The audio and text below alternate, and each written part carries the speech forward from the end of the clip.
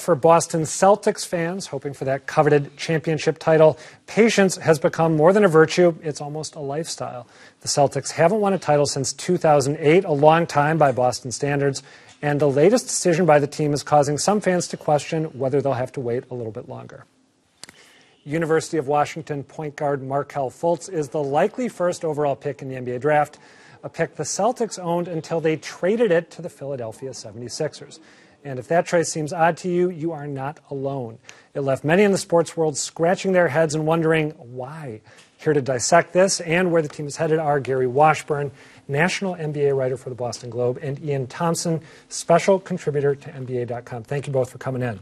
So I moved here in 1996, which means I've listened to more than 2 decades, or right about 2 decades, of Celtics fans griping about the fact that they didn't land the first pick in 1997 and take Tim Duncan.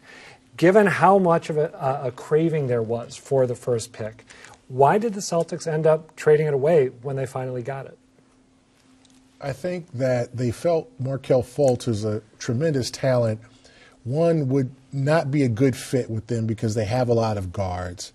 And two, when you're Danny Ainge, you're trying to build assets. You're trying to turn the assets you have into a superstar player. So if you don't feel that Fultz is head and shoulders above the other players that you can draft, especially at 3, why not get something for that, swap the pick, take your asset, and then take the player you like also at number 3, who you think may be good, if not better, as good, if not better than Markelle Fultz. It's a risky proposition. A lot of people don't agree with it, and it's something that Ainge is going to have to live with, given the fact that they've traded to a division opponent, a division rival. Yeah, this is a draft, we should probably mention, that, as I understand it, is supposed to be very, very strong in the first, say, top 8 or 9 picks, but there's not the clear number 1 that you might have had, or the transformative number 1 that you'd see in some years. Is that right? Yeah. And so if you have the number 1 pick, which they've never had before, and you have this, ever in the whole I mean, not in modern day times. If you go way, way back, I think they did way back when Red Auerbach was just when he had more hair. All right. If you have the number 1 pick and you have a chance to pick the best player, and you think everybody else is wrong, everybody else thinks it's Markelle Fultz, and you think they're wrong, well, now you can pull the kind of game that Danny Ainge loves to pull. He's a contrarian by heart. We both know him, and if you tell Danny the sky's blue, he'd say, "Yeah, I know why you say the sky's blue, but I've actually always thought it was a little bit green." I mean, he'll be looking for ways to come up with a different point of view. I think that's his nature. Now, he's definitely going to pick the guy he thinks is best, even if everybody agrees with him. But in this case, I don't think he thought Markelle Fultz was the best player. What did they get? I want to make sure that I'm clear on this, because the sort of flow of draft picks they could end up getting is still a little confusing to me, as fascinated as I am by this. So they get Philadelphia's 3rd pick this year, right? And then down the road, there's some complex terms and conditions attached to what else they get, right? Can you talk me through it? Yeah, Philadelphia has the Lakers pick next year, okay? So if that pick ends up being number 2 through 5, the Celtics do get it. If it's 1 or if it's outside of 5, the Celtics don't get it. If that's the case, then they get Philadelphia's pick, which they own Sacramento's pick from previous trades in 2019. And that's going to be a high pick in all likelihood. Because the Kings are starting over.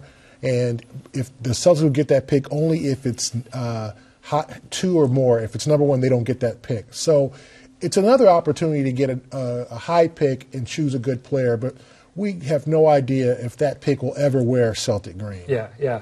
If Lonzo Ball were to fall to 3, this is, as many of our viewers may know, this is the very, very talented UCLA point guard whose father has made a reputation as having one of the biggest mouths in all of sport, I think we can say, making some outlandish claims about his son and himself. Would the Celtics even think about taking Ball at 3? We just don't know.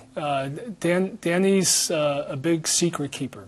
And last year, he had the number 3 pick. He picked Jaylen Brown. That shocked the entire league. Everyone thought he was going to take Chris Dunn from Providence. It was a better pick, by the way, it seems to me, taking Brown. Jaylen Brown turned out to be a better pick. And he's done the same in the past with Terry Rozier a couple of years ago, went much earlier than people thought when Danny picked him 16. You don't know. He has his own way of looking at the draft and his own system. He's got a smaller staff than other people. He scouts the pro game more than other GMs do. He's got his own way of doing things, and so I think right now people are looking at three guys that he might be taking. It'd be either Josh Jackson, Jason Tatum, or the guy Isaac from Florida State, who's come out of nowhere in the last couple of days, just as Jaylen Brown did. And those are all small forwards, right? Threes or fours? Yes. Let me ask you, Gary, you mentioned, I think, earlier on the possibility of this player maybe being shipped off in a trade as opposed to kept by the Celtics. I want to ask both of you, actually, about a comment that Cedric Maxwell made a couple weeks back. He said that it is still hard to sell some players on Boston because of Boston's reputation as a racist city, and I think we have some video. What happened over there with the Red Sox, though, out in center field, right field, whatever field, don't think that that does not affect decisions on the other side of the basketball ledger, because people think and people talk and they understand and they talk about your city all the time. So is it possible that if the Celtics are looking to bring in a big name, Jimmy Butler from the Bulls, some other player, that player might need to be sold on the city before a trade were to occur in a way that wouldn't be the case with other franchises? Yeah, without question, because this city has a reputation, and in as much it's a nice city to live, and that generally doesn't happen when you have incidents like what happened with Adam Jones with the Baltimore Orioles. That just it stains the city, and that's the things that people remember.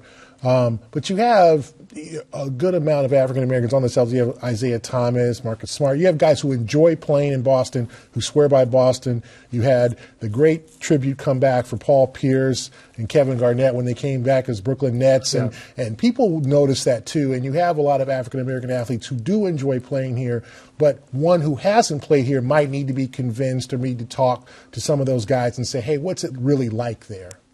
Ian, is the goal right now for the Celtics, is it to compete as much as they can with the Cavaliers next year, try to win the East and move on into the Western Conference the NBA Finals, or is it to wait until the Cavs fall apart, LeBron James leaves for the Lakers or somewhere else, and then they rise up? Just briefly, we only have a couple seconds. I'll give you a third response to that. It's just to win the championship as soon as they can, whenever it happens. And I think getting these picks is part of a long-term goal of making the big trade down the road. All right, Ian Thompson, Gary Washburn, thank you both. Really enjoyed it.